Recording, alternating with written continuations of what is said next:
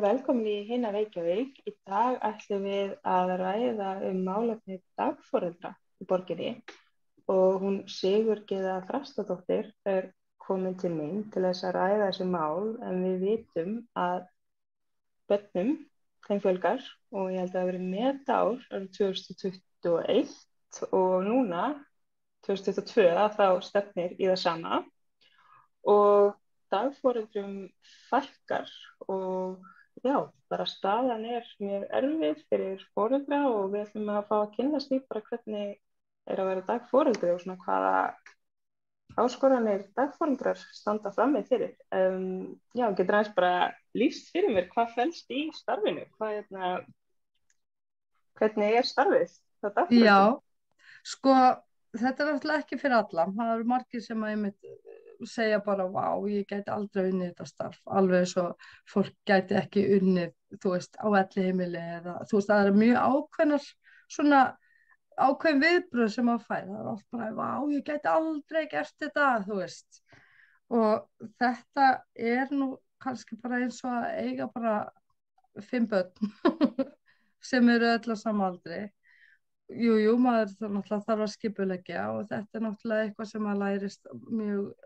svona, já, á löngu tíma ef að maður hefur kannski ekkert verið að umgangast börn en maður einhvern veginn er svolítið í svona aðlögun fyrir leikskóla með þessi litlu krílu. Þau læra að leika við hvort annað, þau læra að borða öll saman, þau borða miklu betur þegar þau eru öll að horfa á hinn borða og maður er svona svolítið að bara kenna þeim að fara frá mömmu, þú veist, fara í pössun, vera með öðrum börnum, leika dótinu, skiptast á dótinu, skilur, vera að dunda sér og gera eitthvað með öðrum börnum. Þetta er svona svolítið, já, okkur finnst við vera að kenna börnunum alveg heilmikið. Þau læra náttúrulega að labba hjá okkur, þau læra að taka rosalega framfæri, þau taka allar tennurnar hjá okkur og eru svona í þessari kvöl líka, þú veist, maður er að svona annast þau og þarna eru þau náttúrulega að fá allar flensurnar og allt kvefið og þannig að þetta er óboðslega miklar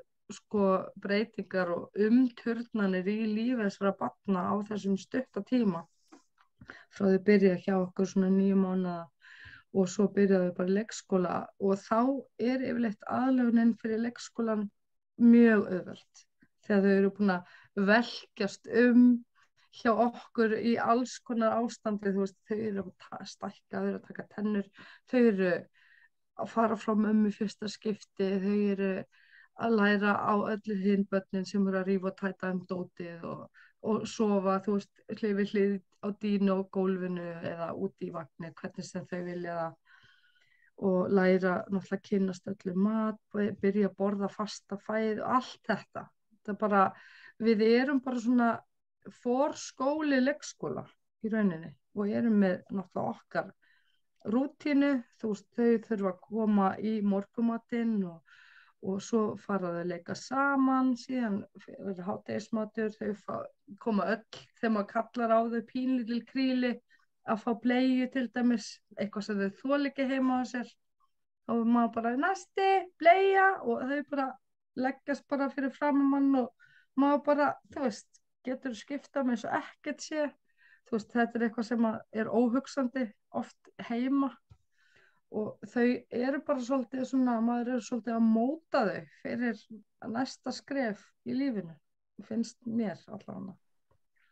Og þið eru 2 saman, hvað eru þið með mörg börn og eru þið í heimahúsi eða hvað eru þið þá? Ég var einu sinni í heimahúsi með 5 börn og hver dag má fá sem sagt 5 börn í pössun þegar hún er búin að vera í heilt ár. Fyrsta árið mæga þær bara hafa 4 og við tökum náttúrulega námskeið og allt þetta og við vorum svo heppna núna, ég og vinkona mín, að við fengum aðstöðu hjá Reykjavíkurborg á gömlum gæsluvelli og sem sagt fáum að hafa 10 börn og erum með rosalega fínan garð og æðisleg leiktæki sem að henta okkar hópi og bara getum lokað honum í hliði og erum bara með mjög góða úti aðstöðu, þó að inni aðstæðan mætti kannski hafa muna fífilinn fegurri en þeir hjá viðhaldsdeildinni hjá Reykjavíkurborg eru allir að vilja gerðir til að, þú veist, laga og græja og gera, það er ekkert að það kvarti við því, sko. En það er náttúrulega bara þetta, já, í rauninni er þessi aðstæða orðin barnsins tíma og við auðvitað þyrftum kannski að hafa aðeins svona meira pláss bara fyrir vagnana og svo lengi, það má alltaf bæta og breyta, en við erum mjög sáttar bara við garðin okkar og við erum náttúrulega alltaf með full pláss, það er biðlisti til 23 eða 4, sko ófædd börn sem bara foreldrarnir að eignast fleiri börn sem við erum að passa fyrir núna og þau bara, já, ég ætla að fá pláss hjá ykkur, þannig að það eru ágætis meðmæli þegar fólk alveg, getur ekki beðið eftir að rétta okkur nýfæddu börnin sín. Þetta er bara einmitt dásamleg vinna, yndislegt. Staðan virðist einmitt vera, ég var að skoða hérna á Facebook eitthvað svona hóp og þar eru foreldrar alveg að leita að plássi hjá dagmömmum, hjá dagforeldrum. Já. Og það virðist alveg vera bara mikil þörf á og sama tíma heyrir maður að dagforeldrum hefur fækkað. Veistu eitthvað svona hver ástæðan er? Er þetta bara eðlilegt að fleiri börn eru að koma að þá sé ekki pláss hjá dagforeldrum en svo kemur þetta á móti þessi fækkun? Já, sko það er náttúrulega niðurgreiðslunar frá sveitarfélögunum sem að hafa kannski staði í stað og niðurgreiðslur sveitarfélögunum til leikskóla hafa alltaf hækkað bara vísitölu tengt bara árið til árs. Og og til dæmis pláss fyrir barn í leikskóla, það kostar 300.000 krónur á mánuði og það er eitthvað sem að sveitarfélögin borga til leikskóla, bara eins og ekkert sé, en borga okkur 70.000, svona milli 70 til 90.000, það fer náttúrulega eftir sveitarfélagi og við erum þá að rukka náttúrulega foreldrarna miklu meira heldur að leikskóla rukkað á. Þannig að þetta er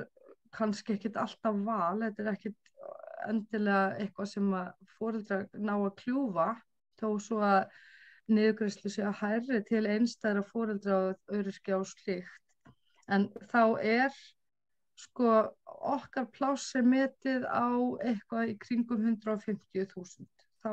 borgar sem sagt sveitarfélagið ákveðin hlut og foreldrið hinn hlutin. En leikskólar eru að fá þarna 300.000 frá sveitarfélaginu og svo getur leikskóli rukkað fyrir mat eða einhverja yfirvinnutíma fyrir barni eða aðeins lengur í vistun eitthvað svoleiðis. Og það kannski bara 25.000 sem að foreldri að borga fyrir barni í leikskóla á meðan það að borga 90.000 hjá okkur eða öðrum dagforeldrum. Þannig að þetta sláandi munur og oft bara foreldrar hafa kannski bara ekki efni á því og þess vegna líka, já, fækkun í okkar hópi, þarna við ekki að sjá sömu hækkanir og dagforeldrar svona að eldast, þessi stétt svona kannski ekki mjög mikið af endurnýjun eða ekki nýtt fólk að koma inn og þarna líka kemur inn að foreldrar sem að ég hef talað við, þeir eru mjög glaðir að okkar aðstæða lítur út eins og ungbarnaleikskóli. Þau vilja svona fá það viðmót að það sé fyrsta námstig, að það sé tafla á borðið, tafla á veggnum, það sem talað dagskrá, dagsins rútínu, hvernig hver svaf og allt svona miðað að börnunum á meðan ef að maður færi til konu sem væri búin að vera dagmamma í 30 ár heima hjá sér, þá væri náttúrulega hennar heimili það sem þú sæir og það ekkert endilega það sem foreldrar eru ofta að leita að. Það svona kannski, þeim finnst það svolítið svona skrítið að barnið þeirra sé inn á heimili þar sem einhver býr og stytturnar og þú veist, Ítala-stjakarnir og allt þetta bara með einhverjum dúllum í kring, það svona, þetta hefur pínu svona stressandi áhrif kannski, ef að heimili dagmömmunar eða dagforeldrisins kannski ekkert mjög barnvænt að þeirra mati. En maður hefur heyrt bara alls konar svona sögur þarna, þú veist, konurnar, mæðurnar, það eru svona, þú veist, hún er á annarri hæð og hún kemst kannski ekki út eða, þú veist, og það eru hundur á heimilinu, hún á 3 börn sem eru að koma og fara. Skilurðu, það er alls konar svona sem að kannski ekki tengt nákvæmlega daggæslunni sem að líka inn og út af heimilinu, gestir eða eiginmaður eða, þú veist, úlingar, vinir, úlingar, eitthvað svona sem að hefur stuðandi áhrif. Og jú, maður skilur alveg þegar fólk svona svolítið að leita eftir daggæslu, þá bara vant að sjá einhvern svona, þú veist, eitthvað professional daggæslu dæmi. En ekki heimili með gardínum og bara einhverjum pottablómum og ketti og hundi og, þú veist, þetta bara orðið barn síns tíma kannski líka. Þess vegna fólk kannski ekki það vill leigja aðstöðu út í bæ til þess að undir þessa starfsemi. En hvernig fáið þið þá bara aðstöðu frá borginni, þar maður sækjum, eru þið þá greið eitthvað svona mánaðarlega eða fáið þið bara eitthvað sem að hentar ykkur, þið bara vildið vera þarna á þetta hentar og þá bara fáið þið það, eða hvernig svona virkar það? Það nefnilega hefur verið, sko, gömlu gæsluvellirnir, gömlu rólóarnir hafa verið nýttir til að leigja dagforeldrum, helst þá pari af dagforeldrum. Og þessi gömlu gæsluvallar rólóhús eru svona lítil og þægileg. Þú veist, það er eitt hérna niður í Arnarbakka, eitt í Vesturberginu sem við erum með. Það þau oft svona inn í hverfum með svona góðum róló í kring og hafa verið náttúrulega bara byggð hérna einhvern tímann 1970 eitthvað, þannig að þetta svona ansi skrautlegt húsnæði kannski, það er ekki eitthvað lúxus þarna eða það kannski, við erum á sér rafmagnsgrein, við erum á sér vassgrein, skilur, við erum að borga miklu meira í rafmagn og hita heldur en bara ef ég myndi vera heima með mér og við erum að borga leigu náttúrulega, það fer kannski 100.000 krónur í allt við húsnæðið á mánuði sem að við erum að nýta og þetta 40 fermetrar alveg í mesta lagi innifluturinn og þá erum við kannski ekki að nýta nema að því að við erum náttúrulega með aðstöðu til skiptana, þú veist, að skipti borða aðstöðuna þar sem þau eru ekkert að leika sér, við erum með fataklefa, þau eru ekki að leika sér þar heldur og þannig að húsnæðið kannski hálffullt líka kerrum og vögnum. Þannig að oft þetta bara svona redding. Þetta eitthvað svona sem að borgin á, já, við þurfum eiginlega að fá leigjendur í þetta, það fínt. Svo vitum við líka hús sem hafa staðið auð í 20 ára, þú veist, og þau eru bara þarna ekki inn í deiluskipulagi, þau eru bara, bíða bara fullkomlega hæf eftir okkur. Það kannski þarf að hnika til, það þarf að gera auka inngang samkvæmt einhverju brunareglugerð og svoleiðis. En við fengum einhvern tímann að frétta það að það væru einhver styrkir til nýra dagforeldra. Það væri sem sagt reynt að koma til móts við nýja dagforeldra með húsnæði á vegum borgarinnar og það hefur nú kannski ekkert allt staðið eins og stafur í bók, sko. Við erum svona svolítið að vesenast í þessu og inn á síðunni, sem sagt fyrir okkur inn á Reykjavík, þá koma hús þarna, þau eru auglýst og þá oftast svona aðstöður, gamlir róluvellir, gömul svoleiðishúsnæði, þá eru þau auglýst og það náttúrulega hefur verið slegist þau hús í gegnum tíðina og einmitt fólk að leigja sér íbúðir niður í bæ og það að fá þetta kannski líka bara spurning hvernig þú ert tengdur. Ég meina, það örugglega til fólk sem að vel tengt og fær lánað húsnæði fyrir daggæslu starfsemi og ég las einmitt daginn bara þarna var sem sagt para ósk eftir húsnæði bara á Facebook undir daggæslu starfsemi þannig að það allur gangur á þessu og þetta virðist ekkert vera eitthvað svona það ekkert prótókoll sem fer af stað þegar þú ákveður að vera dagforeldri. Þú þarf bara að hafa þínar eigin reglur, þú mátt ekki hafa sömu gjaldskrá, þú ert einn þegar þú ert veikur til dæmis, þú færð engan fyrir þig og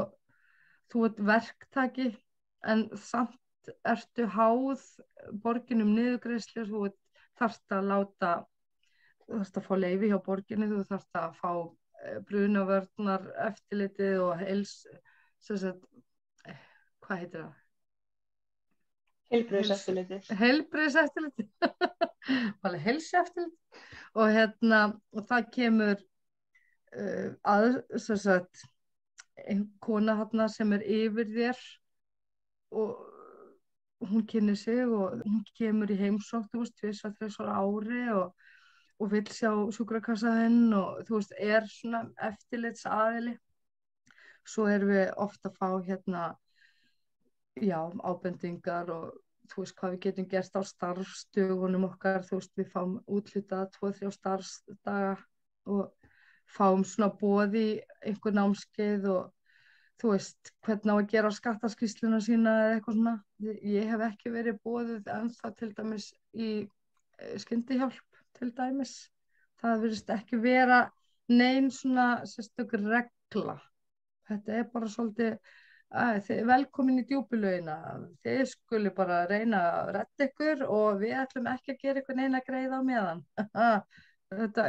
voða svona og það ekkert skrítið að fólk endist ekki sem að hefur ekki hennar ramma. Það vill svolítið kannski bara vita hvernig fólkið endar, ef ég myndi til dæmis slasast eða veikjast eða fá ólæknandi sjúkdóm og deyja eða eitthvað, þá væru allir þessir foreldrar sem ég að passa, væru bara 10 manns bara í óvissu af því að það væri enginn sem að tæki við mér. Við höfum engan nema, við höfum engan starfskraft með okkur til þess að, segjum bara ég myndi fara út með rusli og fótbrjóta mig í hálkunni. Hvað gæti ég gert? Ekki neitt. Það kæmi enginn í staðinn fyrir mig og ég væri bara on my own og bara tekið tapið og allt þetta og maður einhvern veginn svolítið að henda sér út í Djúpilaugina þegar maður ákveður að vera dagforeldri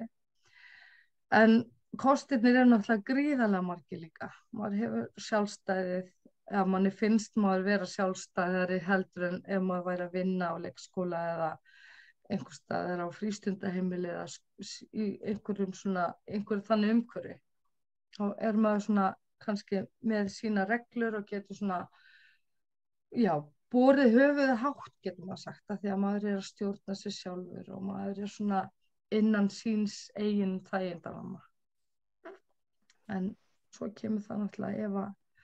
eitthvað kemur upp og þá maður ekkert gripinn og það ekkert haldið utan á mann og sagt, herðu, hún veiktist og þarna kemur önnur í staðinn og hún tekur bara við þessu starfi og það kemur ekkert maður í manns stað þarna. Ég hugsa ekkert út í þetta. Óöryggi. Nei, þetta eitthvað sem að fólk ekkert að pæla í. Svona almennt. En þetta oft spurningin hjá foreldrum einmitt þegar þau koma með barn. Og hvað ef þú veikist? Hvað gerist þá? Og þá eitthvað, ég á nú mömmu sem getur komið og sitið hérna ef ég fer til augnlæknis, skilurðu. Það oft svolítið svona, einmitt. Einmitt. Það verður svona, ég hafði ekki spáð í því, þarna er kona sem að þarf alltaf að mæta í vinnuna, hún getur ekki verið að hringja sig inn við Eika þegar hún sefur yfir sig eða þú veist, ef eitthvað gerist, bíllinn bilar á miðri leið eða fótbrotnar í hálkunni, eitthvað, þá er bara allt í svona pattstöðu. Þannig að, já, þetta er oft svolítið svona, vill maður, ef maður velur náttúrulega þetta starf, vill maður lifa í, þú veist, á brúninni eða, þú veist, treystir maður sér ekki það og fer í einhverja vinnu þar sem að maður er kannski ekki, þú veist, maður þarf ekki að bera þessa ábyrgð. Þið þurfum bara alltaf að vera til staðar. Já, algjörlega, alltaf. Og jú, ég meina þegar maður er heilsuhraustur og duglegur og hefur áhuga, þá er þetta gaman. En maður hefur því miður einmitt séð á eftir dagforeldrum sem að einmitt hafa bara brunnið út. Þú veist, þau hafa ekki meikað þetta. Þetta er örugglega ákveðin áfallastreitur röskun. Þegar fólk hefur kannski lent í svona slysi eða veikindum eða slíku, þá svona er ekki tekið mjúkt á manni. Þá er bara svona já, og þú nennir ekki að vinna og hvað ætlar þú að gera? Skilur, það er svona, kannski er það ekki sagt, en maður finnur það svona að pressan verður miklu svona kannski óþjalli einhvern veginn, getur maður sagt það. Það er svona óþægileg pressa af því að það er ekkert, farðu vel með þig og láttu þig nú batna. Nei, það er bara, hvenær ætlar að koma? Já, við erum að fara, þú veist, að gera þetta og við þurfum að vinna og amman getur ekkert haft batnið og þú veist, það verður svona óðagott. En auðvitað er þetta náttúrulega bara, sko, 99,9% tilfella er náttúrulega bara, ef að barnið þarf pössun, þá er það náttúrulega bara, því er bara reddað. Það eru ömmur og afar og frændur og frænkur og svoleiðis. En svo er svona þetta óvissu prósent sem að er svona mjög mikið ólíkindatól. Ég meina, ef einhver kemur fyrir mig, þá veit enginn hvað gerist næst. En er einhver börn eins og núna, eru börn hjá dagmömmu út af því að þau bara komast ekki inn á leikskóla? Við reynum að taka þau bara strax og þau sem sagt mega fara í pössun 9 mánaða. Já. Og það eru ekki margar ungbarnadeildir sem að taka við svo ungu börnum, það er einhverjar, en náttúrulega núna eru hvert fæðingametið að falla hvert af öðru, bara það voru 4.000 eitthvað börn sem fæddust hérna, þú veist, bara venjulega árið 2019 eða eitthvað, svo kom COVID, þá fæddust bara 5.000 börn og svo fæðast meira en 5.000 börn núna í fyrra og svo er von á meira en 5.000 börnum á þessu ári. Og ein svona ungbarnadeild, hún má kannski held ég bara taka 15 til 20 börn, af því að þegar þú ert að vinna sem ófaglærður starfsmaður á ungbarnadeild í leikskóla, þá máttu bara hafa umsjón með 5 börnum. Ég ætla rétt að vona þess að fara með rétt mál, af því að þú getur ráðið 18-19 ára ungling í vinnu á leikskóla sem ófaglærðan starfsmann sem hefur kannski tekið einhver rauðakrossnámskeið eða eitthvað slíkt, og kannski 3 svona starfsmenn og 1 deildastjóri, þú veist, með öll þessi litlu börn, og maður einhvern veginn bara svona, ok, þú veist, hvað getur út af borið, þú veist, núna þarf ekkert mikið til þess að það þarf ekkert mikið að gerast til þess að allt fari til andskotans afsaka orðbragðið, en ég meina, maður bara lítur af þessum börnum og þau eru komin upp á borð eða þau eru byrjað að bíta hvort annað eða, þú veist, það þarf rosalega vakandi auga og fólk einhvern veginn getur ekkert verið ekki í vinnunni með þessi litlu kríl. Það er allt öðruvísi þegar maður er að passa 5 ára börn. Maður bara gefið þeim Playmo eða Lego eða sendu þau út að leika sér og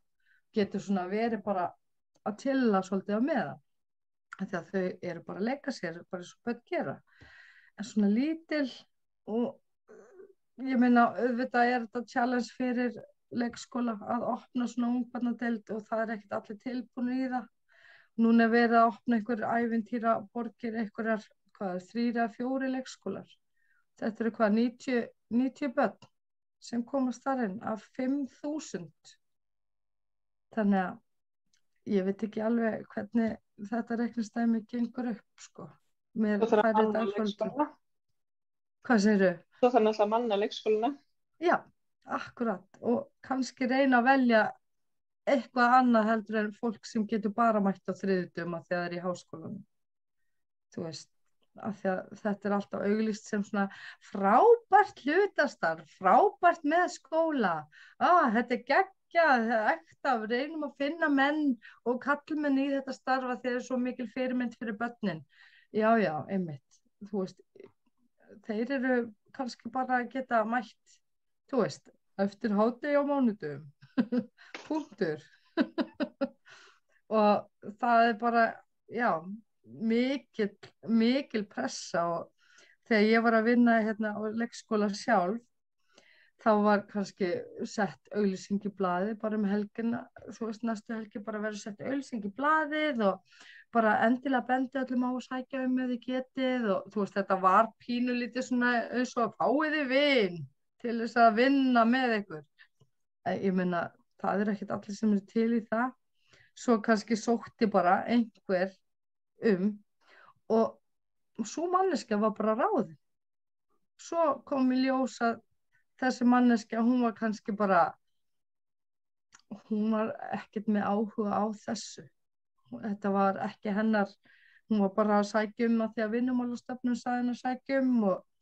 þú veist, ég er með meira próf, ég hef ekkert að vera hérna, skilurðu. Já, ég kann ekki að skipta bleið,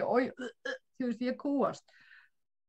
Og það er svo mikið sem að þarf að hafa í huga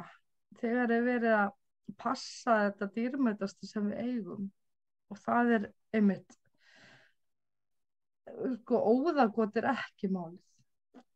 Þú veist, að vera að fá bara einhvern bara, já, frændgarðurinn, hann hlýtur nú að vera að standa sig, þú veist, en ég sá bara rosalega sniðugt til einhvern tímann, ég man ekki hvort það var í litlum bæ einhvers staðar eða eitthvað, þá fóru sem sagt einhverja deildir á leikskólanum í heimsókn á dvalarheimilið, þú veist, elliheimilið þar sem að þau voru að spila við gamla fólkið eða þú veist, eitthvað svona, gamalt fólk og börn eru bara fullkomið blanda, þau bara öll þolinmæði í heimi er þar, þannig að það hefði kannski verið nær að fara með, þú veist, elstu deildina í heimsókn á föstudögum á dvalarheimili og lesa fyrir gamla fólkið eða láta gamla fólkið lesa fyrir þau eitthvað, þú veist, það er alveg hægt að leysa þetta, það bara þarf eitthvað sem að er able and willing til þess að nota allt þetta fína námsefni sem að fólk er að læra í uppeldis- og kennslufræðum til þess að mega nota, þú veist, öll úrræðin sem eru í boði. Þarna virðist vera svo mikið svona kassi, þú veist, það er svo mikill kassi allstaðar, þarna má ekkert út að bera, þá er einhverja öryggisreglu brotnar og hvað ef að kviknar í á meðan börnin að lesa fyrir gamla fólki, skilur við, það byrjar alltaf að vinda upp á sig með einhverjum svona tilbúnum vandamálum sem að eru kannski ekki að fara verða bara möguleg. Það er líka vandamálið að börn eru lengi heima því eins og við höfum verið að ræða þá er svo mikilvægt að börn kynnist líka öðrum börnum þannig að meðan að þau bíða eftir plássi að það náða ekki að vera í þessum samskiptum við önnur börn og ég svona velti fyrir mér hver lausnin gæti verið og þú nefndir niðurgreiðslurnar og þetta náttúrulega tengist líka leikskólastiginu að það er náttúrulega bara stór vandi þar sem er kannski efni í annan þátt en svona bara þetta dagforeldra, finnst þér eins og borgaryfirvöld skilji svona, mikilvægi starfsstétta ykkar og svona átti sig á bara þörfum foreldra og svona hversu stórt þetta er eitthvað. Hvað, Nei, ég held að fatti það ekki. Það er bara einhver settur yfir okkur sem hefur mögulega ekki verið mikið að vinna sem dagforeldri og þessi þörf, þegar maður heyrir foreldri í síma gráta yfir því að það get ekki, þú veist, fengi pössun fyrir barnið sitt og það er allt einhvern veginn á heljarström, þú veist, jú, á þeim tímapunkti, á þessum stutta tímaramma frá því barnið er 9 mánaða þangað til það er orðið 18 mánaða eða eitthvað svoleiðis, þá oftast eftir þann tíma þá komast þau einhvern veginn inn á leikskóla, bara flest, alveg fyrir eitthvað kraftaverk. En það er þessi stutti rammið sem að stressar fólk óbúslega upp og virðist einhvern veginn vera óyfirstíganlegt sko að skilja þetta, þú veist, þegar þú hringir á skrifstofu það sem að daggæslu fulltrúinn er, hann hefur náttúrulega farið í gegnum minna hring 1.000.000 sinnum með foreldrum og við höfum séð þessa neyð hjá mörgum foreldrum og við vitum alveg að tími líður og við verðum ekkert svona stressu fyrir foreldrisins hönd en það þyrfti einhvern veginn að vera eitthvað sem grípur þetta foreldri sem er að klára fæðingarorlofið, það verður náttúrulega eiga í sig á fyrir reikningunum og allt þetta og er að fara fjárfesta í gæslu fyrir barnið sitt fyrir meira en helming af kaupinu sínu, bara brúttótekjunum sínum. Og þetta er náttúrulega ofboðslegt sko skref, þú veist, frumbyrja með 9 mánaða barnið sitt og hefur engan annar, kannski kemur frá Pólandi eða skilur einhver öðru landi, hefur ekki bakland, þú veist, það þarf að grípa þetta fólk og þetta er svo ótrúlega erfitt að horfa upp á vesenið og vandræðin og bara tauga veiklunina, þetta er alveg traumatizing moment fyrir fólki í þessari aðstöðu að fá ekki barnið í pössun eða sem sagt fá ekki pössun fyrir barnið og vita ekkert hverju óljós og loðin svör frá leikskólanum og óljós og loðin svör frá dagforeldrinu, þú veist, að því að það er náttúrulega alltaf á listanum en svo er náttúrulega bara börnin ekkert að haggast, það er náttúrulega eru þessi börn sem við erum að passa núna sem að eiga eftir að fara til í leikskóla en þú veist, þessi tími virðist bara standa í stað hjá foreldrinu sem að vantar pössunina núna og er að reyna að djögla öllu, þú veist, það er að sækja vinnu, það er að byrja í vinnun aftur eftir orlof, þú veist, á yfir höfðu sér mögulega vera rekið, sagt upp þegar það kemur ekki á réttum tíma eða er alltaf með veikt barn heima, þú veist, þessi óbúslega svona örvænting sem að einkennir þetta tímabil, þetta stutta tímabil hjá ungu foreldri er bara ótrúlega erfið að eiga við því að þarna í bakgrunnin er fólk sem hefur oft séð þetta og er bara einhvern veginn, já, tími læknar öll sár, það tvo til, alltaf með einhverja svona frasa en þetta er ekki að hjálpa þeim sem er í tímaþröng núna, þú veist. Og auðvitað getur maður náttúrulega verið klár og sagt, já, þetta er bara þitt barn, þú ákvaðst þetta er val. En þú veist, þetta er ekkert að hjálpa henni. Það þarf eitthvað teymi hann sem að tekur á móti fólki úr orlofi og svona, já, í rauninni bara auðvitað áttum við að vera teymið sem að tók á móti þú veist, allt umliggjandi og með svona smærri einingar fyrir fólkið og svona einhvern veginn ekki svona commercial dæmi, þú veist, það ertu bara komin inn í eitthvað mót inn á leikskóla, þú veist bara nafnspjald á vegg, bara barn A, barn B, barn C, þú veist, við áttum að vera þessi kósi eining hérna á milli orlofs og leikskóla, en það virðist einhvern veginn sem að fólk verði bara einhvern veginn, það hendist út í djúpulaugina, við erum í djúpulauginni, það er enginn hérna sem að er að nýta alla þessa menntun sem er til og alla þessa reynslu sem er til, sem leiðbeinir fólki áfram og kennir því að takast á við þessa örvæntingu og svona, þú veist, það er ekki búið að búa til stað fyrir þetta fólk hjá neinum hérna á Íslandi. Það finnst manni, það var alltaf eins og sé verið að finna upp þetta hjól aftur. Bara þegar hvert einasta fæðingarorlof er búið, þá byrja þessi sko lífróður upp á að fá plássið, eiga pening fyrir gæslunni, að finna dagforeldra eða fóstru eða einhvern gæslu aðila til þess að passa barnið. Svo náttúrulega kemur ef að barnið er fatlað eða á einhver vandamál að stríða, þá lendir fólk aftur í einhverju holu með það. Þannig að þú veist, ef maður ætti óskastein og gæti bara gert svona, þá þú veist, fengi allir bara að svífa í sápukúlunni sinni og bara allsælir og þú veist, glaðir það sem eftir er. En það eru þessi vandamál sem eru til staðar og þau eru þarna ástæðu og einhvern veginn langar mann alltaf til þess að bjarga öllum, en svo náttúrulega bara einmitt lenda sumir þarna á milli. Já, og einmitt eru kannski ekkert fræddir það strax og þeir eiga barn. Það er bara, jæja, núna þarftu að sækja hjá dagmömmu, þú þarft að sækja þarna, þú þarft að ákveða í hvaða leikskóla barnið á að fara, á það að fara í Waldorf eða á það að fara í Hjallastefnuna, þú veist,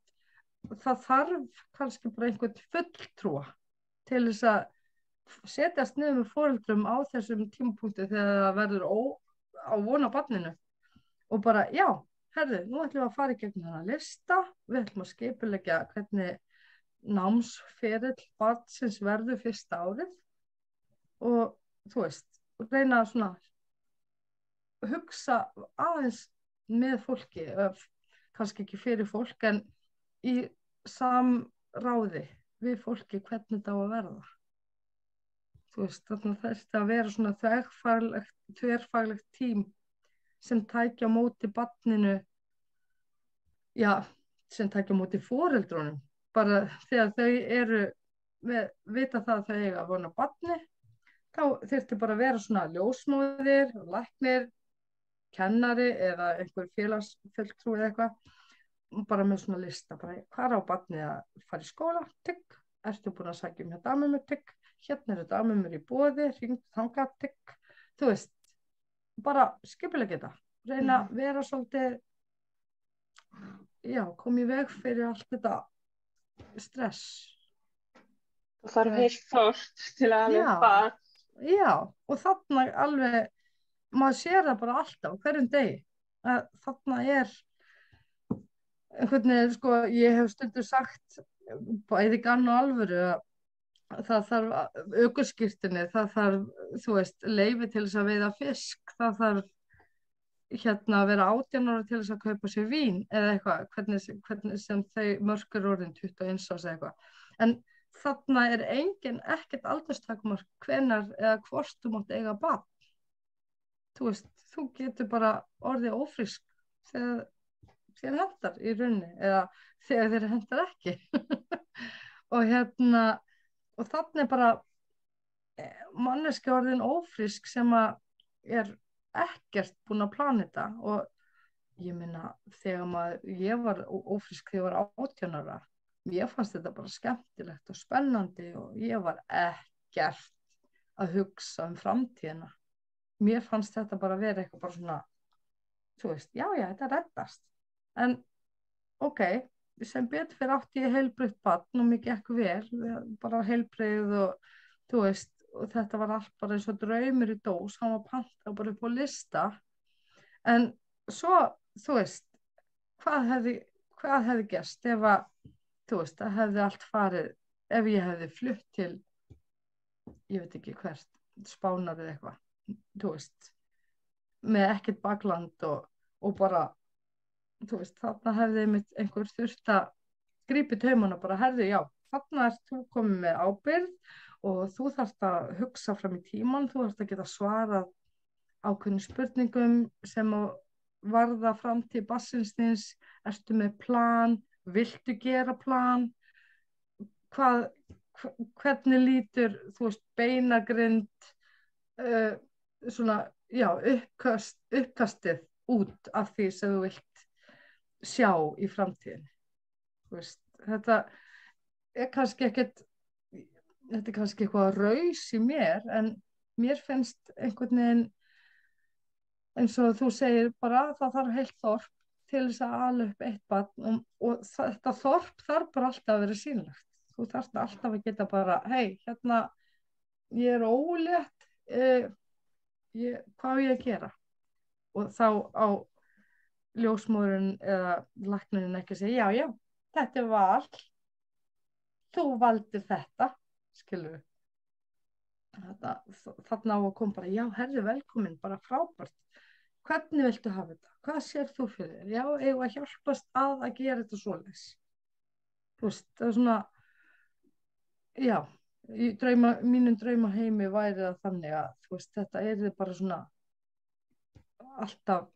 gert af einhverju ábyrgð og einhverju svona, með einhverju plani sem að tæki bara við þegar barn er bara í bígerð, þá þyrfti einhvern veginn bara að fræða foreldrana, þú veist, bara þetta er það sem að koma skal, þetta er það sem barnið þarf og sko, nú er ég náttúrulega stundum að lesa, þú veist, hvað er gert í öðru löndum, eins og í Finnlandi, þar fær fólk bara svona svaka pakka, bara með öllu, bara tilbúið og það er bara einhver félagsráðgjafi og læknateymi, eitthvað ljósmóður, eitthvað sem að, þú veist, einmitt, er bara svolítið að fylgja þessum foreldrum og maður einhvern veginn bara svona, æ, vá, hvað það er kósí,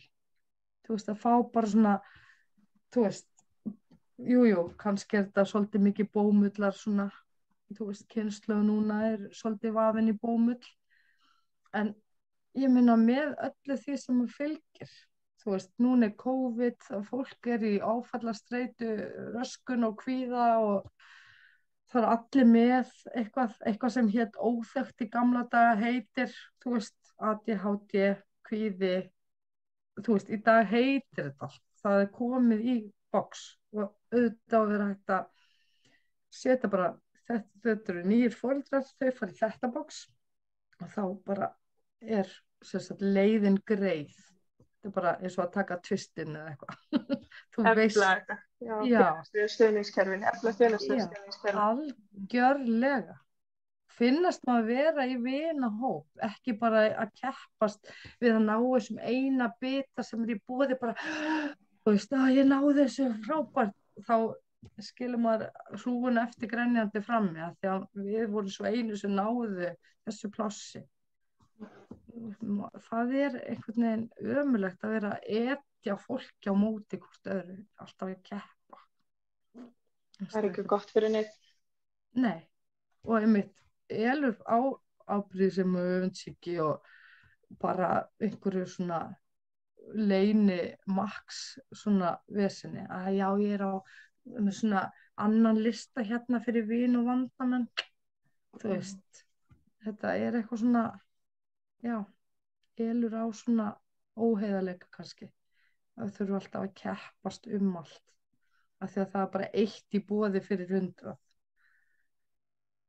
Það gengur ekki, við gætum rætt þessu mál heil lengi en við verðum að stoppa núna, við þurfum að niðurstaðan var og við þurfum að efla félagsleikakerfin, algjörlega, stuðningskerfin. Já, ég er náttúrulega með ADHD þannig að ég fer bara út víða völl, sko. Það var mjög gott, við þakkum fyrir. Já, takk bara kærlega fyrir þetta var mjög, sko, já, eins og við erum báðir búin að segja, við getum talað um þetta í allan dag, sko. En já, félagslegur stuðningur er aðalmálið. Takk fyrir, þetta var Hin Reykjavík í dag. Takk fyrir.